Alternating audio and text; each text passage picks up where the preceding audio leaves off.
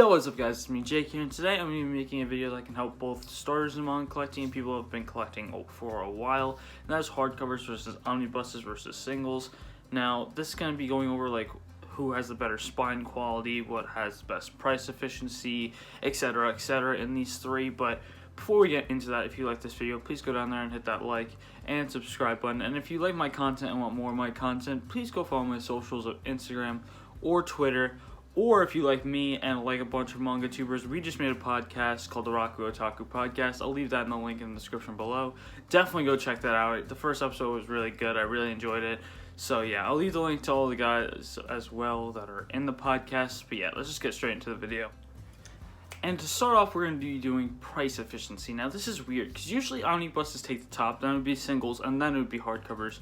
But singles and hardcovers can kind of vary, because some series, like this one right here of Berserk, the singles are $15 retail, and the deluxes are 3-in-1s, and they are like $45 to like $35 they can vary on Amazon for. So they can actually be cheaper for the hardcovers sometimes. So that's a little bit of a weird thing. So you can kind of go in between with those two. So I would actually usually look at the prices and see which one's more expensive and which one's less expensive. I got unlucky because I got all the singles like a day before the deluxes were announced, but I feel like I'm probably going to be double dipping on Berserk and getting the deluxes and the singles because I just love Berserk that much. But on to omnibuses, I think omnibuses are definitely the best way to go when it comes to prices. They're usually always cheaper. Like for Fullmetal Alchemist, the cheapest way is for the omnibuses. Same with Naruto and One Piece. They're 3-in-1s. Yes, they're not good quality, but they do have very good prices set on them, and the retail price is not too bad. You can get like 3 volumes for less than $20 half the time, which is a really good deal for that. While in singles, you'd probably get that retail for around like $30 to $33, depending on what kind of single it is. If it's a Shonen Jump one, it would be around $30. If it's like a Viz Sig, it'd be like $36 because they're like $12 retail. It's kind of annoying how much more singles are retail, and then if you want like a deluxe or like a hardcover it can vary from like $30 to $45 depending on what it is. For JoJo's it's 2-in-1s, and I think it's like $22 for them. So yeah, next up we're going to be talking about spine quality. So to start us off, I usually think that hardcovers take the cake on this one. Yes, some singles and most singles do have really good spines, but I think hardcovers just have the best spines and the best looking ones at that half the time. I think the spines for hardcovers do look really nice. Now, some hardcover spines are kind of whack in my opinion, but I'm just going to say that I like a lot of single spines as well, but we're talking about the actual durability of them, and omnibuses are in the middle of having good and bad spines, and some omnibuses, like the Blade of the Immortal one, actually have pretty good spines, but some of them, mostly the Viz Bigs, but some other ones as well, also don't have really good spines either. Most Viz Bigs have spines that if you pick up the volume, the pages will just fall out sometimes. So if you want to know that, that's one major thing about omnibus spines. So it kind of makes up for the difference in price because the quality of their spines is not nearly as good as the other two, so they don't have to use as much money on it. So yeah, that's what I talk about with spines. It's kind of very annoying, but I would say that definitely hardcovers or singles take the cake on this one. I don't think that omnibuses even stand a chance because most hardcovers, they get their spine sewn. Like if you want an example of what a sewn spine looks like, it's like this.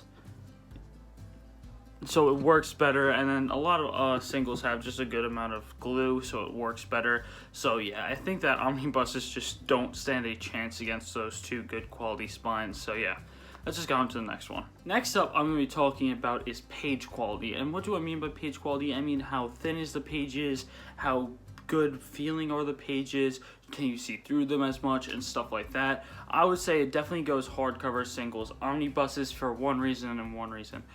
Hardcovers have very good page quality. You cannot usually see through the pages. They blow up the pictures on the pages usually, so it makes it look better, and it's just an overall better quality book. Singles, they just have their usual normal quality. You might be able to see through pages, you might not, but it's not terribly bad, and the pages are a good thickness where it's good and feels nice on the fingers to move. And omnibuses I would put last purely because most omnibuses have thin pieces of paper since they want to condense the 3 volumes into a smaller size, so the pages are thinner and it just can be see-through sometimes. So that's why I put the put it in that order of hardcover, singles, and omnibuses. So just so you guys know, I wanted to put that out there. That's a very big thing as well. I think omnibuses are probably just going to lose on every single category, but price efficiency which they're just going to win by a lot.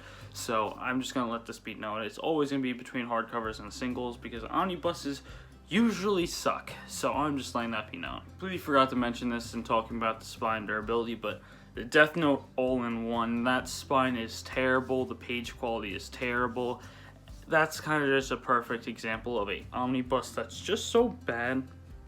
Making the art smaller, making the text smaller, everything about it just doesn't work as well as hardcovers or singles. And I think that they even did the black editions way better because the black editions are technically 2-in-1s and omnibuses. So I think that if you're going to get into Death Note, don't get the all-in-one. That's like that's the best example of a terrible omnibus. So yeah. Just letting you guys know that. It definitely is a very good price though. So if you guys want Death Note for a good price, it is like $35 for all Death Note.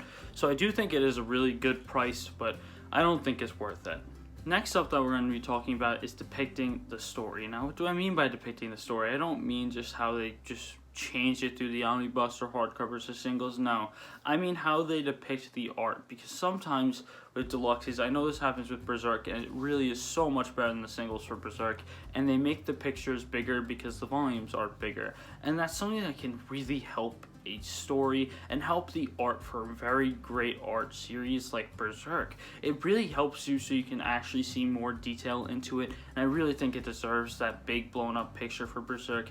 And for a series that do have amazing art and have hardcovers, seeing them have blown up art is so much better than seeing the art that's in the singles because it's so much smaller. And omnibuses usually stick around the same size as the singles, so you can't really put them anywhere near the hardcovers because they're basically the same thing for the singles. But I would say that hardcovers really do well at depicting the art in the stories, and it really does help see the details that these mangaka really do work hard to put in.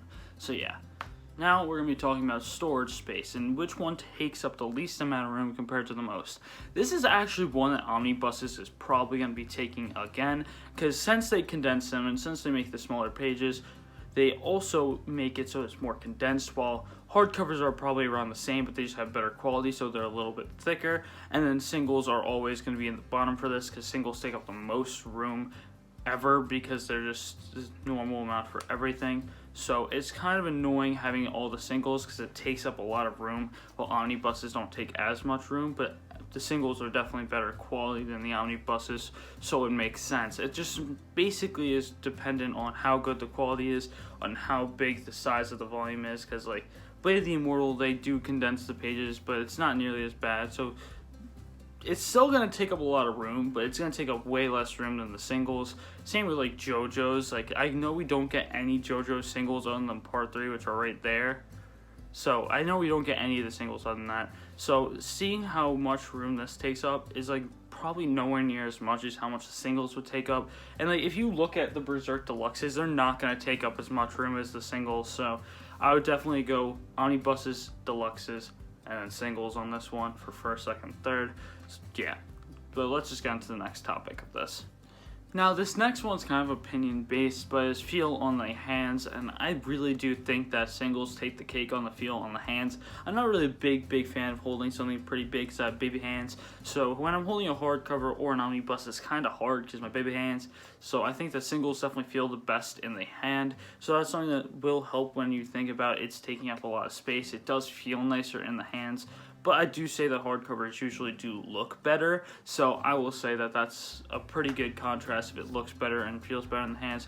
And not all hardcovers are too heavy, so it's not too bad just to hold. And also you can kind of open them up a little bit better to see more of the art, but I do think that singles do feel nice, so I will put the singles first, then the hardcovers, and then omnibuses for this one. Now, for the final part of this episode, I will be just saying the overall how I feel about each one. I feel like it would probably go hardcovers in number 1, singles number 2, and omnibuses number 3. Yes, that the prices for omnibuses are so much better than the rest, but the quality is not able to really keep up to make it really worth that cheaper amount that you'd want it to be.